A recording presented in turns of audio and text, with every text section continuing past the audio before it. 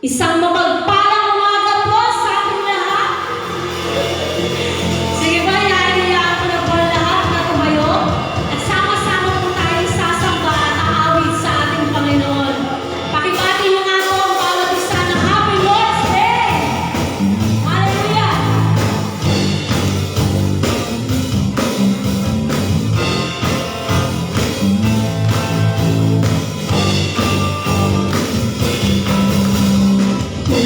Aking namasdan ang kalawakan, hindi ko maunawaan ang pagdahilan kung bakit ako'y pinili ko inalagaan. Di ko kayang isipin, hindi ko kayang sapatin ang pag-ibig mo, Jesus, na ibinigay sa akin.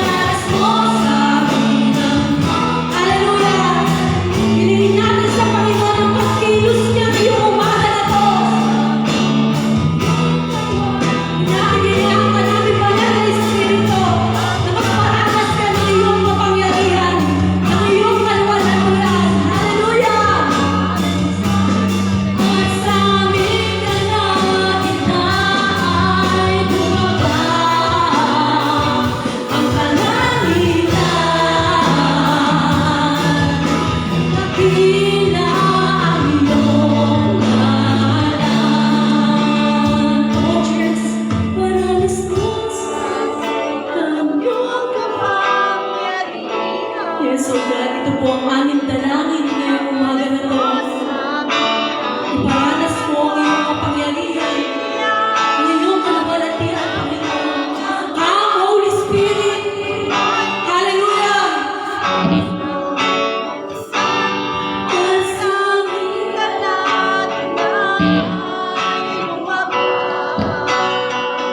Ang kalangitan. Yes, oh God. Minsan pa natin sabihin sa Panginoon, masabik tayo, pumili siya. Yes, oh God. Nasasabik po kami sa pagkilos mo, Panginoon.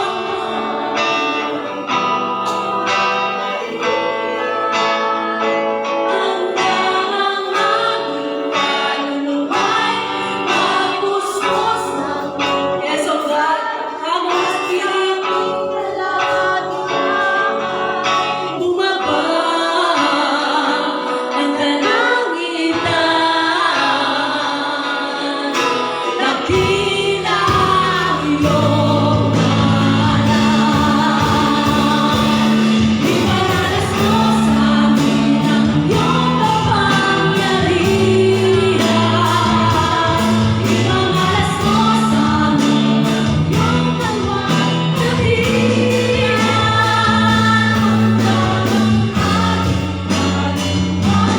Mabusbos ng lumusan at sa aming kalangitan. Bumaba ang kalangitan. Dakila ang iyong ngalan. Iparanas mo sa amin ang iyong kapangyarihan. Yes, oh God,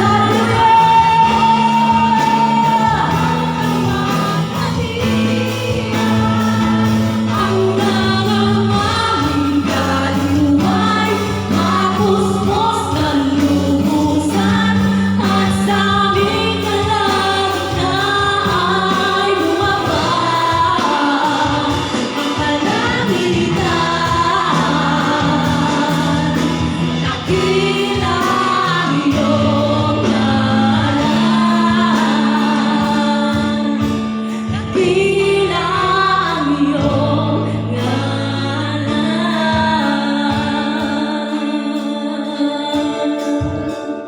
Hallelujah. Hallelujah, Jesus. Hallelujah. Patuloy nating sambahin ang Panginoon.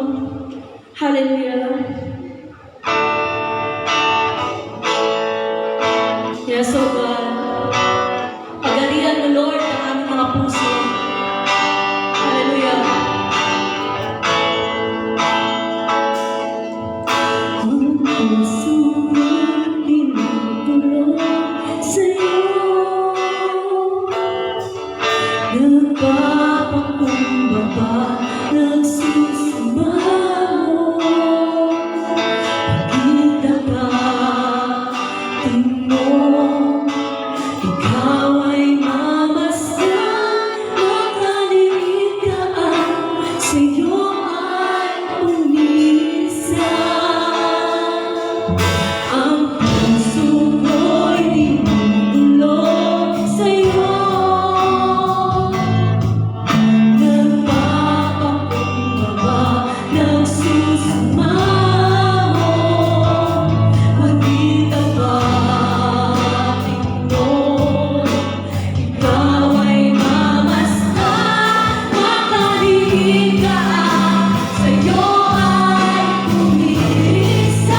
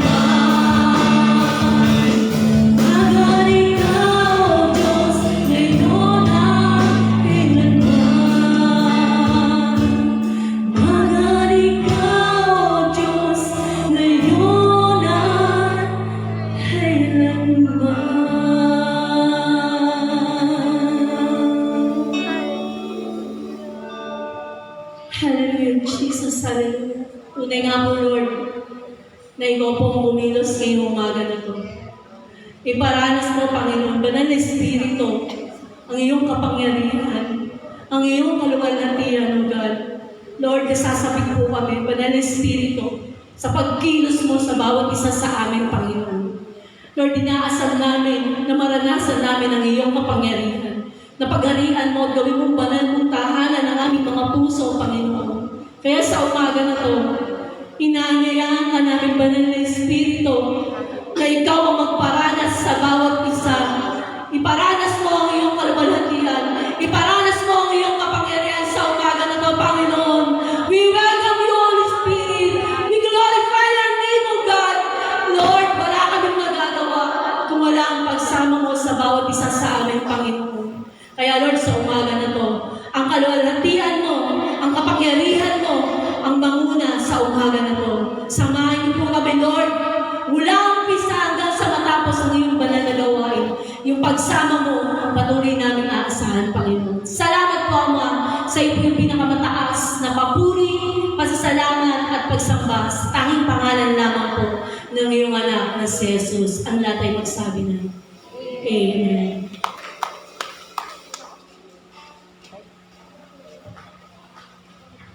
Kung meron po tayong mga Biblia, ating bubuksan mula sa Juan, Kabanata 21, talatang 15 hanggang 17. Sabay-sabay po nating basahin.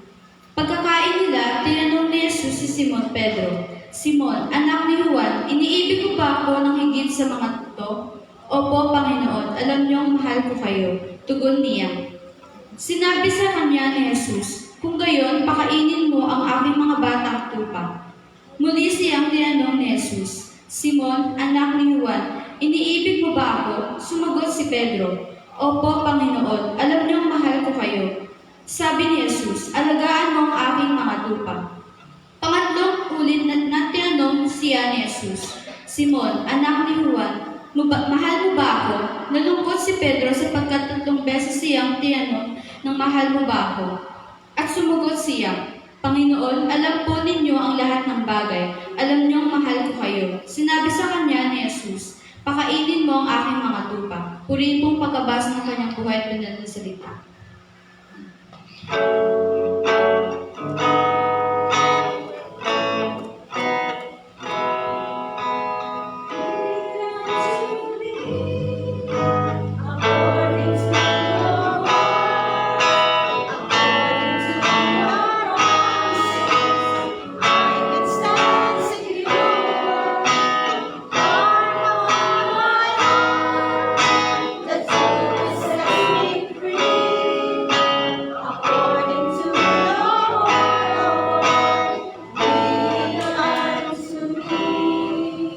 Maaari na pong mag-siyot muna.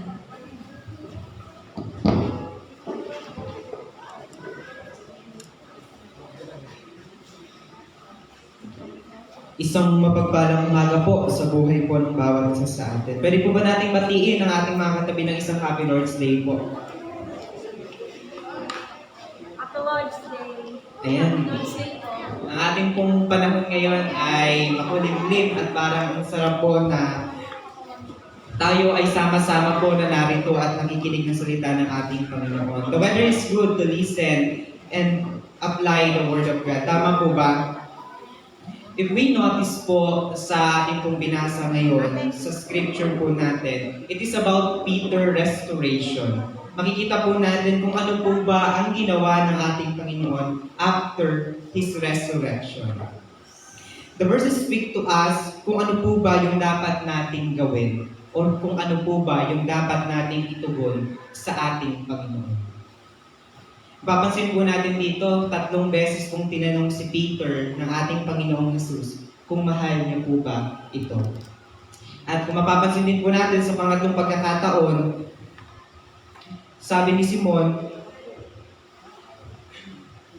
Panginoon, alam po ninyong ang lahat ng bagay, alam ninyong mahal ko kayo, sinabi sa kanya ni Jesus, pakainin mo ang aking mga tupa. Dito na po nalungkot si Simon Pedro ng pangatlong beses muli po siyang tanungin ng ating Panginoon kung mahal niya po ba ito. Tayo po ba kung tayo ay tatanungin ng ating Panginoon ng 3 beses, ano po kaya yung mararamdaman po natin na paulit-ulit tayong tinatanong ng parehas na tanong? Katulad po kaya tayo ni Pedro na malulungkot, madidismaya, dahil 3 times ka nang tinanong, pero still, same question pa din naman po. Ito po ay pangungusap or sinambit ng ating Panginoon after His resurrection po. Muli, ito po ay pagkatapos pong muling mabuhay ng ating Panginoon and before His ascension or ang pagbabalik po or pag-akyat niya sa langit. Ito po ay inihahanda niya si Peter sa magiging future ministry or role ni Peter sa gawain po ng ating Panginoon. In every question, there is a command na sinasabi po sa kanya ng ating Panginoon. Una, pakainin ang mga batang tupa. Pangalawa, alagaan. At pangatlo po ay pakainin ang mga tupa. Ano po kaya yung pagkakaiba nila? Sa tingin po natin, meron po kayong pagkakaiba yung 3 command ng ating Panginoon sa buhay ni Pedro. Una, pakainin ang mga batang tupa. In English po, that is lamb, no? At yung mga tupa naman po, that is sheep. Yun po ay isang mga bagay na titignan po natin na parang akala po natin parehas lang. Pero if we are going to deal it sa pinakamalalim po, hindi po. Sa bawat pagtugon natin sa ating Panginoon, there is a responsibility na kailangan po nating gawin. Mga bagay na hindi lang dapat natin sinasambit or ipinapakita, kundi dapat nakikita po sa atin at ating ginagawa. May tanong po ako sa inyo. Does a person can lead if he is broken? Kaya po kaya mag-lead ng isang tao kung meron po sugat, kung meron pong something inside his heart or her heart? Kaya po ba natin maglingkod kung meron tayong sugat sa ating mga puso? Kaya po ba natin mag-oo at magpagamit sa ating Panginoon na sasabihin po natin na, Lord, here I am, pero deep inside, you are broken? Kaya po kaya natin yon? It's hard to lead if there is something inside your heart. A broken part. You can never lead if you are not full. Kailangan po, ready po muna tayo bago tayo makapaglingkod sa ating Panginoon. Parang ganito lang po yan, you cannot pour what you don't have. Wala kang maisasalin, wala kang maibibigay kung wala ka naman. Paano ka maglilingkod kung mismong ikaw ay wasak? Paano ka maglilingkod kung mismong ikaw ay sugatan? Ngayon pong araw na ito ay ating pong pag-aaralan ang buhay ni Pedro after the resurrection of Jesus. Ang ating pong title ay The Restoration of Peter from the John chapter 21 verse 15 to 17. Why restoration? Bakit po kaya? Ano po kaya ang ibig sabihin ng restoration sa tingin po natin? Bakit kailangang i-restore si Peter?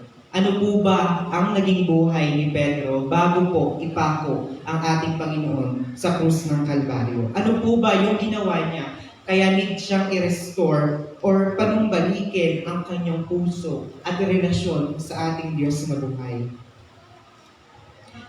Ano po yung 3 bagay na ginawa ni Peter?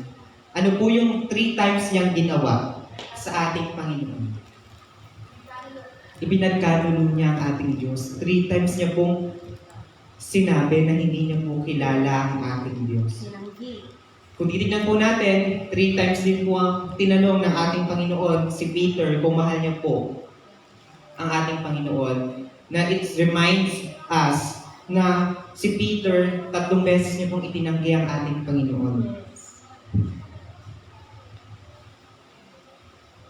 He denied Jesus 3 times. So meaning there is something need to restore sa buhay po ni Peter. Sa buhay po natin, ang dami din po kailangan ayusin ng ating Panginoon bago niya po tayo magamit. Kilala po natin si Peter before bilang mangingisda. Ito po ay doon po siya nakilala ng ating Panginoon. Doon po unang hindi naman po una, doon po unang sumunod si Peter sa ating Diyos na buhay. Peter is a disciple of God. Isa po siyang lingkod ng ating Panginoon. Pero bilang isang lingkod, may kasalanan po siyang nagawa.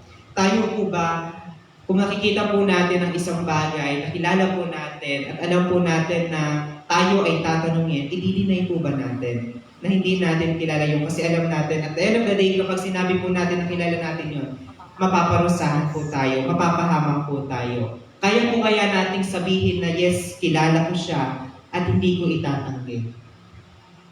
Simple as this po. Kapag nakagawa po ng isang krimen ng isang mahal natin sa buhay at ayaw po nating masangkot, are we going to testify po sa mga kapulisan or sa judge or sa hukuman? Are we going to tell na kilala po natin siya at na-witness po natin yung ginawa po niya? Or pangungunahan po tayo ng takot na baka madamay po tayo? Yun po ang isang bagay na ginawa ni Peter na naging reason ng pagkakaroon niya ng broken heart sa kanyang paglilingkod sa ating Panginoon.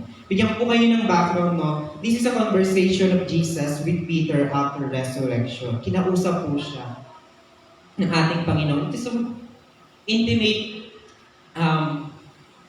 communication between the two of them po, no?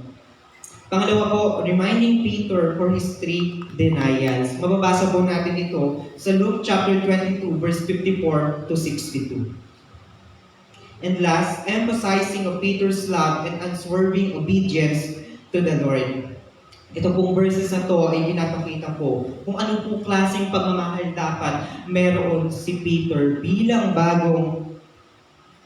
bilang isang tagapaglingkod ng ating Diyos na buhay. Unswerving or hindi natitinag na pagsunod sa ating Diyos na buhay. Kasi ang ating Panginoon po ay babalik na sa langit at ang kanyang mga disipulo ang maiiwan para ipagpatuloy po ang pagbabahagi ng salita ng ating Panginoon. Also, it's about what kind of love should Peter have. Ano po bang pagmamahal dapat ang meron si Peter sa ating Panginoon at sa kanya pong mga kasama? Pamilyar po ba kayo sa types of love? Agape, Phileo, yung mga ganun po. Ano po ba yung highest form of love kung titignan po natin? Sa dalawang pong binanggit po, ano po kaya doon yung highest form of love na maaari po na magkaroon tayo dapat? Agape. That is agape. Agape meaning unconditional love. You will do everything because you have something. Hindi mo hahayaan ang isang tao kasi meron kang pagmamahal. Yun po ang isang bagay na gustong baguhin ng ating Panginoon sa buhay po ni Pedro. Ang pagmamahal po kasi ni Peter ay kapatid lang, okay lang, kumbaga casual lang po kung sasabihin po natin. God wants it changed to be agape. Na magkaroon po siya ng unconditional love sa mga tao, sa mga kasama niya po sa paglilingkod sa ating Diyos na buhay. Ngayon pong araw ay may 3 tayong puntos sa pag-aaralan. First, Jesus restores. What do we mean by restores? Ano po kaya ibig sabihin nun? Or ano kaya sa Tagalog ang restore? Pababaguhin. Sabi po dito, nagpapanumbalik. Ang ating Panginoon can put something na nawala po sa atin again. Ano po ba ang need ibalik ni Peter? Lingkod siya ng ating Panginoon, kilala niya ang ating Panginoon. Ano po kaya yung isang bagay na kailangan pong i-restore at ibalik sa Kanya? Or kailangan ayusin sa buhay po ni Pedro? It is the relationship of Him sa ating Panginoon na nawala po simula po nung nangyari yung 3 times denial niya sa ating Diyos na buhay. He restores Peter to lead the sheep as His new role. Si Peter po ay inihahanda ng ating Panginoon sa kanya pong magiging ministeryo dahil ang ating Panginoon po ay manunumbalik na sa kalangitan. Letter A, He reveals what is damaged, lost, or broken. Aayusin ng ating Panginoon kung ano po yung nasira sa ating mga buhay. Ano man pong laki, sakit, o gaano man po kahirap yung nararanasan natin, God can restore it, God can rebuild it, na para pong bagong muli at tayo ay handa ng maglingkod sa ating Panginoon. Aayusin niyo muna tayo bago gamitin. Ang baso po ba, kapag basag, gagamitin po natin? Hindi po. Ang isang bagay po ba na sira, gagamitin po ba natin? Hindi po. Ano po ang ginagawa karamihan nating mga Pilipino o ng mga tao? Kinukumpuni o kaya tinatapon. Yung iba po, tinatapon. Kapag mayaman, tinatapon na yan.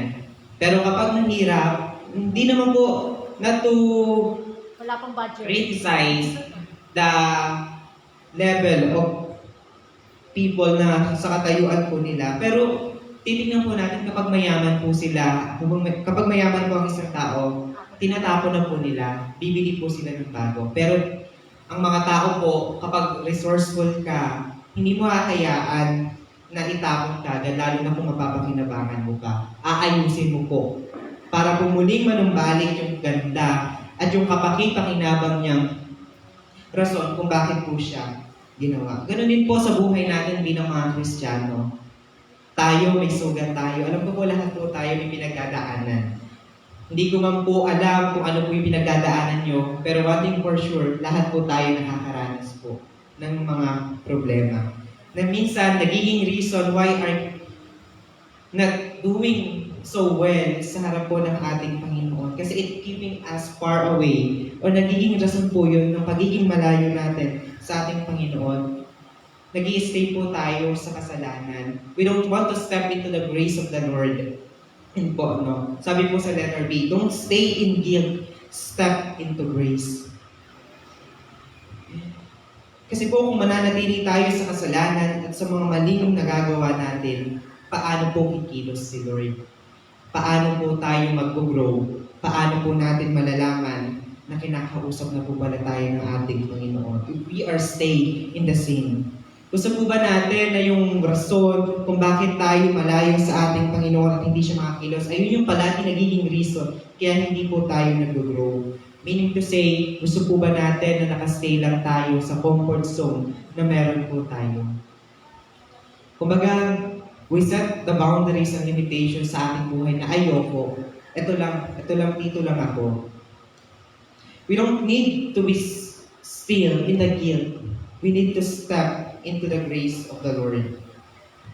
Tandaan po natin na ang guilt can trap us para hindi po tayo mag-grow bilang isang individual at bilang isang Kristiyano.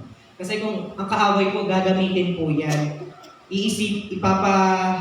Ilalagay niya po sa ating isipan na, huwag na, lagi ka namang nagkakasala eh. Hindi ka namang karapat-dapat sa harapan ng ating Panginoon. Huwag mo nang gawin yung bagay na sinasabi, mag-stay ka na dyan. Wala namang mangyayari, wala namang magbabago. Yan po yung pwedeng ibato sa atin ng kaaway. Na maaring, alam ko po, bawat isa po sa atin, maybe sometimes or at some point of our lives, naranasan po natin. And even me po, may ganun pong pagkakataon na Lord, parang lagi ko na lang po kayong nasasaktan. Lagi ko na lang pong nagagawa yung mga bagay na hindi naman po karapat-dapat. Yes, totoo, hindi po tayo karapat-dapat sa harapan ng ating Panginoon. Pero He give a chance, opportunity, na pwede po natin gamitin, na pwede po tayo mag-step into the grace of the Lord para po doon sa guilt na yon, hindi po tayo matrap habang buhay. Tayo po ay magkakaroon ng freedom, opportunity na mabuhay ng naayon po sa gusto ng ating Panginoon. God can offer growth and freedom sa buhay po ng mga tao na willing po na magkaroon po ng ganitong pagkakataon. Don't let our life be trapped and don't let our past define who we are. Kumbaga, huwag po nating hayaan na yung mga pagkakamali na meron po tayo ay i-define po tayo. No, we can learn from the mistakes that we have, pero it can never be the reason para po tingnan tayo ng mga tao na yun lang tayo. Ay, pakasalanan ka naman eh, bakit ka nandiyan sa simbahan? Di ba nga po ang sabi po nila kapag papasok po sa simbahan ang mga tao, huwag ka nang pumasok dyan, baka masunog ka. Literal na mga sa mga tao na baka masunog ka, hindi ka karapat-dapat dyan. Pwede ba ako dyan? Pwede ba ako dyan? Okay ba ako dyan? Yun yung mga question na binabato po sa atin ng gawa ng kaaway na maaaring ma-realize mo natin, oo nga no, karapat dapat ba ako dyan? That is the wrong thing na iniisip po ng mga tao na kapag nasa simbahan ka, you are perfect. Hindi po. Wala pong perfecto sa atin. Lahat po tayo nagkakasala. And even as now, bilang mga Kristiyano, we do so. Sa mga bagay po ngayon. Pero isa lang po ang masasabi ko po, lamang po tayo sa kanila. Kasi alam po natin na once tayo nagkasala, alam po natin na ang Diyos ang bahala po. Once we confess our sin sincerely, God will forgive everything sa ating pong buhay. Ang journey po natin, hindi naman po nangako si Lord na magiging easy po yung journey natin bilang mga Kristiyano. Katulad po sa buhay ni Pedro. God didn't promise that our purpose will become easy. Ang pinangako po ng ating Panginoon, sasamahan niya po tayo through it all. Sasamahan niya po tayo sa simula hanggang sa ito ay matapos. Yes, there is a time na manghihina po tayo, but there is a lot of time na bibigyan po tayo ng kalakasan ng ating Diyos na buhay. Ang ating Panginoon, anumang pong lalim o bubog ang meron po sa atin, kaya niya pong alisin yon at kaya niya pong baguhin.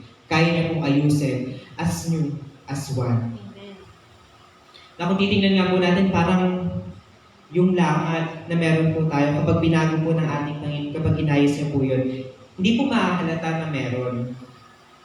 You and God, ikaw lang at ang ating Panginoon ang nakakaalam na merong ganong sitwasyon. Na pwede mo pong i-testify na ang Diyos ay kumikilos sa iyong buhay. And number 2 po, love for Jesus leads to service. Yun po ang isang gusto ng ating Panginoon sa buhay po ni Pedro. Ang pagmamahal natin sa ating Panginoon, it can lead us to serve. Mahal natin ang ating Panginoon, kaya tayo naglilingkod. Mahal po ba natin? Hindi naman po porket hindi po tayo tumutugtog, kumakanta, sumasayaw, or even hindi po tayo nag-share ng Word of God, ay hindi na po natin mahal ang ating Panginoon.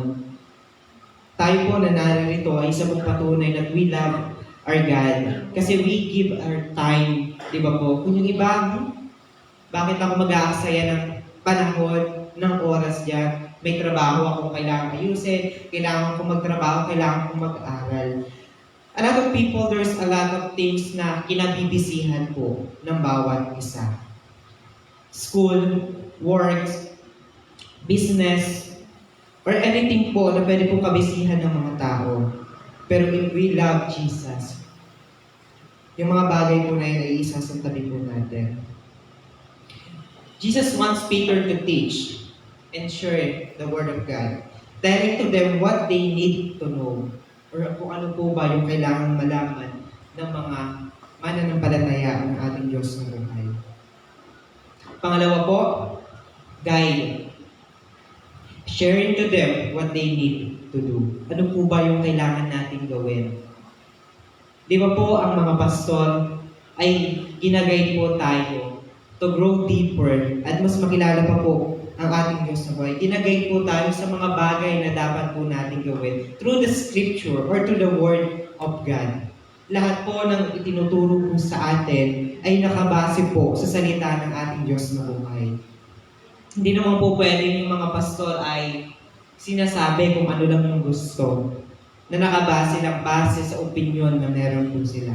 Hindi po tama yung ganung bagay. At pangatlo po, love for Jesus leads to service, to protect. Di ba po, we want to protect those people, yung mga inaalagaan po natin sa ministry, we want to protect them that until sa muling pagbabalik ng ating Panginoon, kasama po natin sila. Ang bawat isa po ay pananagutan po natin lahat. Kaya we must protect, obey, guide, teach, and do what God said. Our focus is on God na po. Hindi na po sa mga bagay na nagpapahirap sa atin. Lahat po ng gagawin natin ay may pagmamahal na. Maglilingkod tayo, hindi dahil sinabi ng kasama natin. Maglilingkod tayo at susunod dahil mahal natin si Lord. Gano'n po ba kalaki ang pagmamahal natin sa ating Panginoon? Sa mag-asawa, gano'n po ba kalaki yung pagmamahal na meron po kayo sa isa't isa? Malaki. How about po sa mga sa mga kabataan na still in courtship level? Ano po kaya yung kaya nating gawin para sa pagmamahal? Ano po kaya yung kaya nating ibigay para sa pagmamahal? Di ba po, sabi po ng mga bolero na lalaki, susukitin ko ang bituin, ibibigay ko sa iyo ang buwan, gagawin ko lahat para lang mapangiti ka. Yan po ang mga sinasabi ng panahon po nila. Sa kabataan po kaya ngayon, ano kaya yung mga bola na sinasabi nila para lang po yung mahal nila ay mapasagot po nila. I don't have any idea because wala naman po ako right now. Pero, wala pa. Pero yun po ang isang mga sinasambit ng mga tao. Gagawin ko lahat dahil mahal kita. Ibibigay ko sa iyo ang buong mundo dahil mahal kita. Pero nasambit po ba natin sa ating Panginoon na gagawin ko lahat, Lord, dahil mahal kita? Sabi na po kaya natin kay Lord yun, Lord, mahal kita, gagawin ko lahat. Lahat ng bagay na magpapasaya sa iyo. Or wala lang, okay lang. Nandiyan si Lord, nasa tabi ko, nararamdaman ko, pero yung pagmamahal ko sa Kanya ay hindi ganun kalaki. Katulad ng pagmamahal ko sa pamilya ko, sa kapatid ko, or even sa mga tao na nasa paligid ko. Di ba po minsan ang pagmamahal ng isang tao, mas naipapakita nila physically. Kumbaga nga, kung titingnan po natin, minsan baka mas higit yung pagmamahal po natin sa sarili natin, sa pamilya natin, kaysa kay Lord. Maaaring 60% yung pagmamahal po natin sa ating mga pamilya, sa relatives na meron po tayo, and 40% sa ating Panginoon. Okay po kaya yun? 60-40, 40-60, okay po kaya yun? Na ang pagmamahal po natin sa ating Panginoon, 40% lang. Lord, sorry, ito po muna yung pagmamahal na ibibigay ko. Dapat po ang pagmamahal po natin sa ating Panginoon, 100%. Sabi nga po, kapag po tayo mga Kristiyano, hindi na po sarili natin ang nauuna. Sa pagmamahal po natin, una na po ang ating Panginoon. Sumunod ang pamilya, sumunod ang sarili. Sumunod na po kung meron po tayong karelasyon. At last na po ang ating dreams or yung mga pangarap sa buhay. Hindi na po yun yung, kumbaga dati, ang buhay po natin tumatakbo na ang nangunguna ay yung pangarap po natin. Gusto po nating maabot yung pangarap po natin, tama po ba? And even now, we have still dreams na gusto po natin ma-fulfill. Pero hindi na po siya yung nasa pinaka-top peak po natin. Ang gusto na po natin na unahin ay yung pagmamahal natin sa ating Panginoon na buhay. Tandaan po natin, we are here because of the unconditional love of God. Wala po tayo dito kung wala po yung dakilang pagmamahal ng ating Panginoon. Hindi po maaaring narinig tayo pero wala ang ating Diyos na buhay. Kung wala po yung pagmamahal niya. We are saved by the grace of God. We are saved because we have faith in God. Because of the love of God, we have eternal life. Kaya tandaan po natin, ang pagmamahal po natin sa ating Panginoon, it leads to service. Sa Kanya pong mga nasasakupan. Sa Kanya pong mga mananampalataya. Nakikita po na tayo ay may pagmamahal sa ating Panginoon. Kung alam po natin kung paano po bahaginan, alagaan ang mga tupa na nasa kawad. Kung tayo po, okay lang tayo na baka at some point magaling lang tayo sa harap. Pero, or at some point magaling lang tayo inside the church. Pero outside the community, wala na. Sana inside and outside the church, we do lahat po ng sinasabi ng ating Diyos sa ating mga buhay. Jesus can restore the broken part sa ating pong buhay. And because of our love for Jesus, it can lead to service. And lastly po, pangatlong puntos, heart more than performance. Puso po ang tinitingnan ng ating Panginoon. Hindi po yung galing. Kung titignan po natin si Peter po, ano po ba ang kulang kay Peter? Bakit po 3 beses po siya tinanong ng ating Panginoon kung mahal niya po ba ito? To say po, Peter wasn't lack of skill. Ang kulang po sa kanya ay yung puso. Kasi broken po ang kanyang puso. Jesus didn't ask Peter, are you strong enough? Are you qualified? Or will you never fail again? Hindi po yun yung tanong ng ating Panginoon sa buhay po ni Pedro. Or even sa atin, are you strong enough? Kasi po, hindi po tayo ganun katatag. Hindi po tayo ganun kalakas. Are you qualified? Kung tatanungin nga po sa job interview, di ba? Qualified po ba tayo na pumasok sa trabaho na yun? What more pa po, kung tanungin tayo ng ating Panginoon, are we qualified na maglingkod po sa Kanya? Qualified po ba tayo? Hindi po. But because of the love of God, ginawa niyo po tayong karapat dapat. Will you never fail again?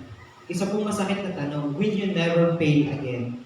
Magbe-fail kaya ako ulit?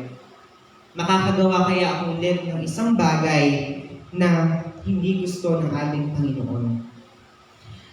How many times we fail to obey God? Marami na po, di ba po? Simple things na maglilinis, aaten, mahalin yung kapwa, mahalin yung kaaway. We fail to do that at some point. Pero at some point, we try to love yung mga bagay o yung mga tao na kaaway po natin, or let's say na parang hindi po kaibig-ibig para sa atin. In life of Peter, the problem wasn't lack of skill. It was a broken heart na meron po siya. How can we lead? Sabi ko nga po kanina, if our hearts is broken. Di ba po, mahirap maglingkod kung ang puso po natin ay wasak. Hindi po mahalaga kay Lord ang galing, talento, or kung ano pa pong husay ang meron tayo. Magaling ka magsalita, magaling kang tumugtog, magaling kang kumanta, magaling ka in all the aspects. Pero ang tanong, tama po kaya ang puso mo? Yun po yung tinitingnan ng ating Panginoon. Puso po, more than the performance. Yes, ang galing-galing mong tumugtog, ang galing-galing mong kumanta. Pero ang tanong, naluluwalhati pa kaya ang ating Panginoon sa iyong ginagawa? Or you just used to be doing that kasi nakasanayan mo na? The fire, the burning fire po sa puso po natin ay wala na. Ang meron lang ay kailangan kong gawin kasi nakasanayan ko. Kailangan kong gawin kasi kailangan. Isang illustration lang po, hindi naman po tayo gagamit ng isang bagay na sira. Gagamitin po ba natin ang electric pan na sira? Hindi po. Aayusin po natin ito para po magamit po natin at manumbalik yung purpose kung bakit po ito na-create. Ganun din po sa buhay natin bilang mga Kristiyano. Aayusin po muna tayo ng ating Panginoon bago niya tayo gamitin. Katulad po ng ginawa niya sa buhay ni Pedro. Yung pagmamahal ni Pedro, yes, meron po siyang pagmamahal. Pero not the agape. O hindi po yung unconditional love na meron po siya. Natural na pagmamahal lamang po ang meron po siya. Sa atin po, we must have the agape love sa ating pong buhay. In these verses, Jesus didn't ask those three questions. Malakas po ba tayo? Kwalipikado po ba tayo? Or hindi po ba tayo mag-fail again? Ano po yung tanong niya? Sabi po doon, sa next slide po, sa slide 8, sabi po doon, do you love me? Kung tayo po tatanungin, kung tayo po ilalagay po natin yung buhay po natin sa buhay po ni Pedro, tinanong siya ng 3 beses kung mahal niya po ang ating Panginoon. Sabi ko po sa inyo kanina, ano po yung mararamdaman po natin? Kung tatanungin po kayo right now ng ating Panginoon, mahal niyo po ba siya? Do you love me? Di ba po? Isang bagay, magatitignan po natin parang okay lang yung question. Pero deep inside, mahal ko ba talaga ang ating Panginoon? Mahal ko ba talaga siya? Or just the thing na nasanay lang ako na magsimba, nasanay lang akong tumugtog, kumanta, mag-share ng Word of God. Madaling sabihin that we love God. Madaling sabihin that we love those people around us. Pero mahirap pong ipakita sa kanila na mahal po natin sila ng tunay. But how about in ministry? Kasi sabi po sa pangatlo nating puntos, heart more than performance. Tama po kaya yung puso na meron po tayo sa paglilingkod natin sa ating Panginoon. Remember that the heart of everyone ang tinitingnan po ng ating Diyos na buhay. Kung ito ba ay tama, if hindi naman po, God can correct it. Katulad po ng ginawa niya kay Peter. If we are willing. Willing po ba tayong magpakorek sa ating Panginoon? Willing po kaya tayong magpagamit muli sa ating Panginoon? Kasi si Peter, kung tayo po, isa pong mahirap po or mabigat na kasalanan din po, ang i-deny natin na hindi natin kilala ang ating Panginoon. Di ba po? Sasabihin natin, hindi ko siya kilala. Maaring matrap po tayo sa guilt or kasalanan na meron po tayo. Mahalin natin ang ating Panginoon higit sa buhay po na meron tayo. Isa po yun sa utos ng ating Panginoon. Mahalin po natin siya higit sa pagmamahal natin sa ating mga sarili. Dahil once we love God, once we seek Him first, all the things will follow smoothly. Lahat po ng bagay ay susunod na po at naayon sa kalooban ng ating Diyos sa buhay. Tandaan po natin, puso ang mahalaga. If we are broken, we must surrender it to God. Kasi yun lang naman po ang hinihintay ng ating Panginoon eh. Ang isurrender natin yung puso nating basag para i-restore niya muli. Para manumbalik yung apoy na meron po tayo. Alam niyo po, in the past few months, parang tinatanong ko yung sarili ko, Lord, pwede bang slow muna? Pwede po bang magpahinga muna? Pwede po bang nakaupo po muna ako? Pwede po kaya na yun po muna yung gawin ko? Di ba po kasi in the past few months po, there is a battle po inside po sa aking buhay. Hindi ko alam kung ano po yung gagawin ko, hindi ko po alam kung ano uunahin ko. Na magigising na lang po ako sa door umiiyak na something na hindi ko naman po nararanasan before na magugulat ka na lang sa panaginip mo, nangungusap si Lord at pagdilat mo, yung luha mo tuloy-tuloy. Sabi ko kay Lord, parang ang dami kong bagay na nagagawa na hindi naman po dapat sa harapan ninyo. Mga bagay na palagi ko pong nasasaktan yung puso nyo, yung sarili nyo. Hindi po ako parang, Lord, parang hindi naman po ako, literally, hindi naman po ako karapat-dapat na gamitin. Pero isa lang po ang sinabi sa akin ng ating Panginoon, magpatuloy ka, gawin mo yung mga bagay na dapat mong gawin. Yung puso ang mahalaga. Yes, maybe sinusubok ka ng panahon, sinusubok ka. God allows the problem na maranasan mo inside your heart. Pero hindi naman inalaw ng Diyos na hindi kanya sasamahan. Inalaw ng Diyos na maranasan mo yun kasi He prepares you for more than that you think. Tama po ba? Sa buhay po natin na titingnan po natin na sumusuko na po tayo. Ayaw na po natin na gusto natin na Lord, ayoko na. Suko na ako. Pero tandaan po natin, kapag sumuko tayo, tayo din po ang talo. Bakit hindi po natin to make it better, na gawin po natin mas better po yung buhay po natin? Sumunod ng paunti-unti, humakbang ng paunti-unti, ayon sa kalooban ng ating Panginoon. Alam ko po, sa buhay po ng bawat isa sa atin, there is something na hindi pa po minsan natin na isusurrender kay Lord. Pero if we surrender it sa ating Panginoon, the peace will come inside our heart. Di ba gusto po natin yung parang ang payapa, ang gaan-gaan ng kalooban, pero paano po natin mararanasan yun kung nagpapatuloy tayo sa buhay na hindi nais ng ating Panginoon? Ipakita po natin at huwag po tayong tumingin sa mga sasabihin ng ibang tao. Ipakita po natin, i-prove po natin sa ibang tao na, no, I am a son of God. Kaya kung i-conquer lahat ng pagsubok, hindi dahil sa akin, kundi dahil sa ating Diyos na buhay. Pinang pagtatapos po, your past doesn't disqualify you for the calling of God.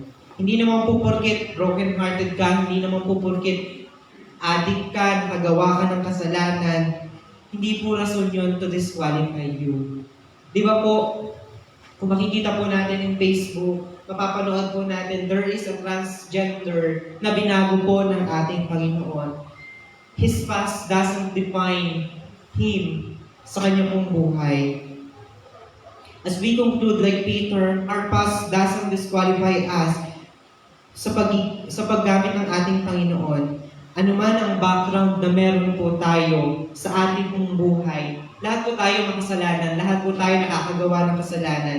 It doesn't matter. What matters is your willing heart and your obedience life. Yun po ang mahalaga sa ating Panginoon, ang willing na puso na meron po tayo. Yes, sa mata ng tao, we are not qualified. Na hindi ka naman qualified na tumayo, tumugtog, kumanta dahil yung buhay mo ay hindi naman ganun kaganda. Mamamatay tao ka nga, nagkakasala ka nga.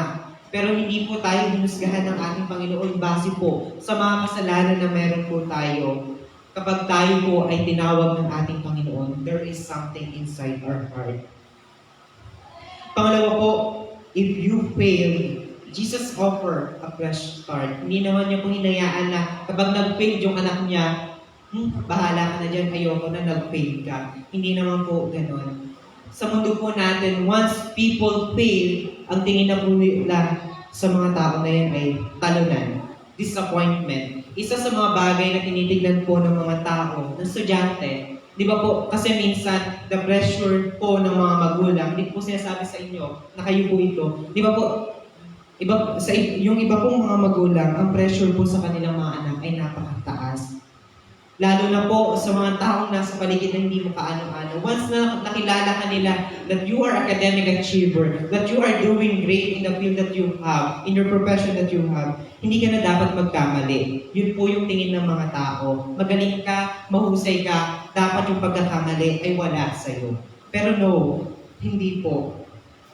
Because of the failure, because of the mistakes that we do or we did, natuto po tayo. Yun po ang mahalaga. It doesn't define who we are. It defines na magpatuloy po tayo sa ating pong buhay. God offer a fresh start sa kanya pong nasasakupan, sa kanya pong mga anak na namumuhay. Hindi po sana tayo pangunahan ng takot or ng tignan natin yung mga sarili natin na we are not qualified. Yes, tama po, we are not qualified. Pero by the eyes of God, by the sight of God, we are qualified dahil po sa kanya pong pagmamahal. If you love Jesus, show it by serving and caring for others and even Him. Kung mahal mo ang ating Panginoon, ipakita mo sa pamamagitan ng paglilingkod sa Kanya. Baka this is the time na tumayo ka, magpagamit muli sa ating Panginoon. Huwag mong hayaan na pangunahan ka ng takot, ng hiya. Dahil tandaan po natin, inside the church, we are a family. And inside the family, puno po ng pagmamahalan. Hindi po tinitingnan na nag-fail ka. Kumbaga, ang bawat isa, it's a stepping stone to cheer you up na magpatuloy sa paglilingkod sa ating Panginoon. Sana po kapag tinanong tayo kung mahal po natin ang ating Panginoon, ang sagot po natin ay yes. Mahal po natin ang ating Panginoon. At kapag po tayo ay tinawag ng ating Panginoon, yes, ang tugon po natin, hindi wait. Kasi all the privileges, opportunities na ibinibigay po sa atin ay maaaring pong mawala. Baka mamaya, kinukulit ka na ni Lord, pero ikaw ayaw pa din. The restoration of Peter sa kanya pong buhay ay isang maging aral po sa atin na anuman po yung kasalanan na nagawa po natin sa harap ng ating Panginoon, God can still use us para po luwalhatiin siya to glorify Him and praise His name. Tandaan po natin na anuman pong laki o bigat, it can restore and rebuild by our Lord Jesus. Don't stay in the guilt, step into the grace na nais po ng ating Panginoon. Kung nalulugmok tayo, kung natatrap po tayo sa kasalanan na meron tayo, let's surrender it to God. Isuko po natin ito sa ating Panginoon. Huwag po natin ipakita na malakas po tayo dahil hindi naman po tayo ganun kalakas. Ang gusto ng ating Panginoon, with the humble heart, lumapit po tayo sa Kanya. Ang pag-iyak at pagsabi ng mga problema sa ating Panginoon ay hindi po kahinaan. Ito po ay pagpapakita ng pagpapasako at ng katapangan na you let Jesus stay in your heart. Sa buhay po natin nang tayo ay naging Kristiyano, hindi na po tayo mismo ang nakaupo sa ating mga buhay. It is God. Tandaan po natin na our past doesn't disqualify us. Si Peter, inihanda po siya ng ating Panginoon para po sa kanya pong buhay bilang mangunguna sa gawain po ng ating Panginoon. Di ba po? Marami pa pong disipulo ang ating Panginoon na pwede niyang gamitin, pwede niyang kausapin, pero si Peter po ang kanyang pinili. At lahat naman po pinili ng ating Panginoon, pero si Peter po ang kanyang kinausap. Tandaan po natin, if we are good enough sa mga bagay-bagay, marunong tayong tugtog, kumanta, sumayaw, mahusay tayo, pero kung ang puso po natin ay palyado at hindi tama, it doesn't come. Hindi tayo tinanong ng ating Panginoon if we are strong enough, kung qualified po ba tayo, or kung we'll never fail again. Tanong niya lang po sa atin, mahal po ba natin siya? Kasi pag mahal po natin siya, lahat po ng qualification ay papasa na po tayo. Di ba po, sa job interview, there is something skill na hinahanap po, unique skill na hinahanap po sa mga aplikante na kapag meron ka nun, panigurado, tanggap ka na. Sa job interview po, ano po ang advantage ng mga tao? Una, kapag diploma ay meron ka. At pangalawa, kapag graduate ka sa sikat na universidad. Kung graduate ka ng Lasal, UST, Ateneo, PUP, UP.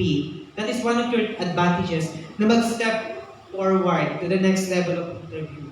Pero sa ating Panginoon, ang isa lang na dapat na characteristic na meron ka upang pumasa ay yung pagmamahal mo sa ating Panginoon.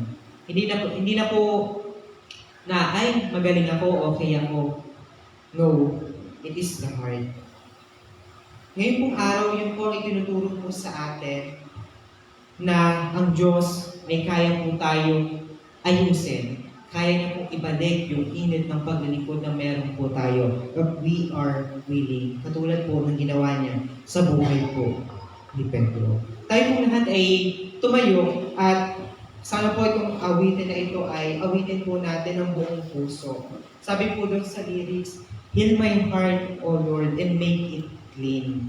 Break my heart what breaks yours. Sana po makita po natin yung kagandahan ng mensahe ng awitin na ito na ibigay po natin sa ating Panginoon lahat po ng mga nararanasan po nating pagsubok, kabigatan, kasi in God, lahat po ng ito ay makakaya.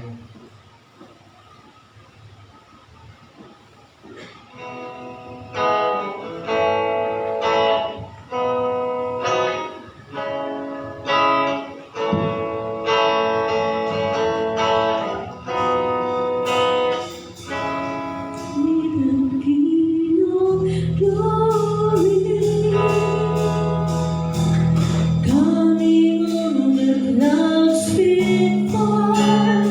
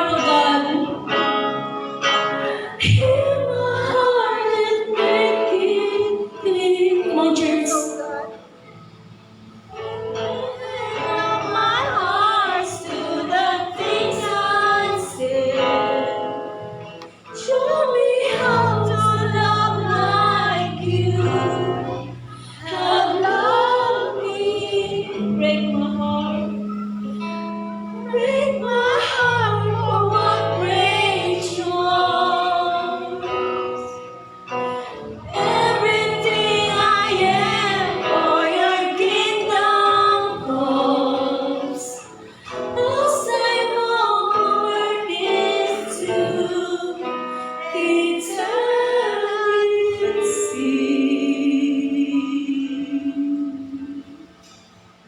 Yes, so God, Lord, alam niyo po, Panginoon, yung laman ng puso ng bawat isa sa amin, Panginoon, ng mga kasama ko, ng mga kapatiran ko po, Panginoon, ng mga anak niyo na narito, Panginoon. Maybe there is something inside our hearts, Panginoon, that keeping us far away, Panginoon, sa inyo po, O God. Lord, heal our hearts, Panginoon, and make it clean, Panginoon, upang nang sa ganun, Panginoon, ay yung mga bagay na nais mong ipakita sa amin ay makita po namin. At nang sa ganun, Panginoon, ay masunod po namin ang iyong kalooban, Panginoon.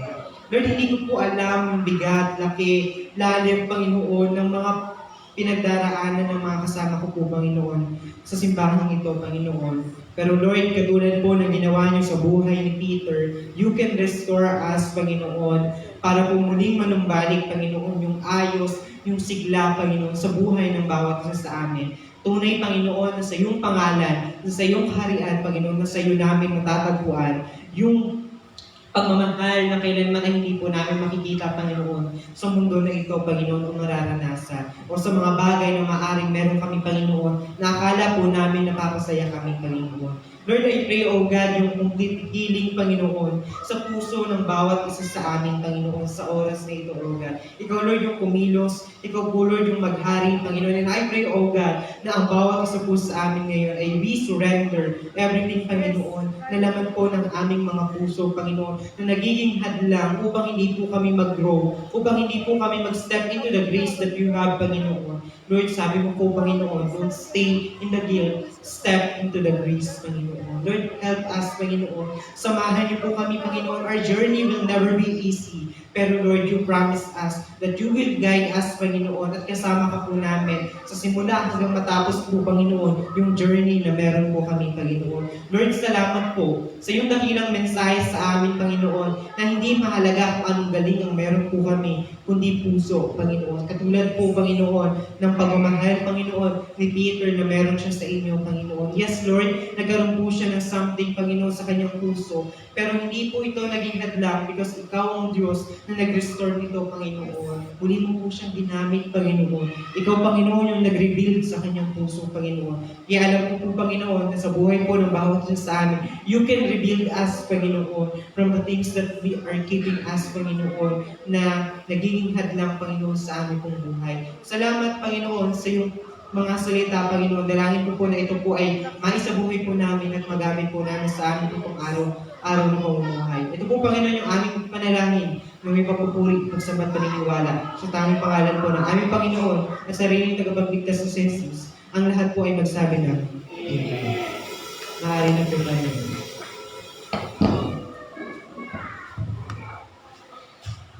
Kung meron po tayong Bible or Bible apps, makibuklat po tayo sa 2 Korinto, Kabanata 8, Talata 11. Sapagkat kung bukal sa kalooban ang pagbibigay, tatanggapin ng Diyos ang inyong nakayanan. Hindi niya hinihintay na magbigay kayo na hindi niya kaya. Tayo po ay manalangin. Panginoon, maraming salamat po sa umagang ito na pinagkatipon-tipon niyo po kami sa ganitong gawain. Pagpalaan niyo po ang bawat isa na maghahandog sa iyo. I-bless niyo po ang kanilang mga negosyo, trabaho at iba pang pagkakitaan. Dalangin ko po na magbigay po ang bawat isa na may bukal sa kanilang kalooban. Kayo na po, Panginoon, na magbalik sa kanila ng siksik-biglig at umakakal. Gayon na din po, Panginoon, sa hindi makakapagbigay, ikaw po, Panginoon, ang magpala, mag-bless sa kanila. Bigyan mo po sila ng magandang trabaho at negosyo para sa sunod ay makapagbigay po sila na may bukal sa kanilang kalooban. Ito po ang aming panalangin. In Jesus' name we pray. Amen.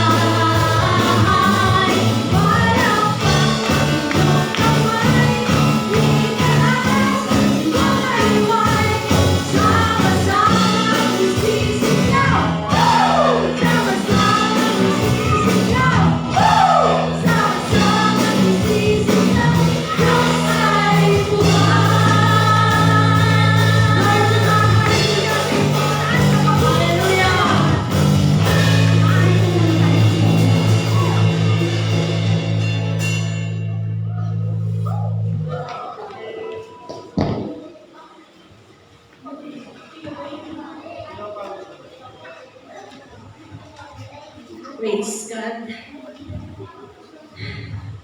Na-bless po ba tayong lahat? Amen. Meron lamang po tayong mga maraming anak.